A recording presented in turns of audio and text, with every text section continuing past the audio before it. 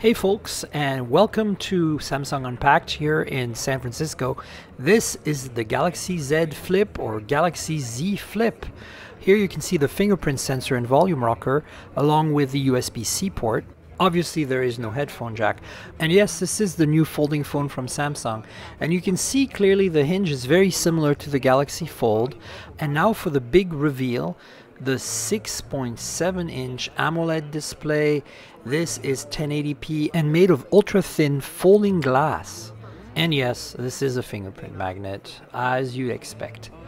Spec-wise, you're looking at a Snapdragon 855 Plus, 8 gigs of RAM, 256 gigs of storage, and a 3300 mAh battery. As you can see, there is a small 1.1-inch display in the front, and a dual camera setup that's very similar to the Galaxy S10e with a 12 megapixel main and a 12 megapixel ultra wide. Like, subscribe, comment in the comments below, and stay tuned for more videos. Cheers everybody!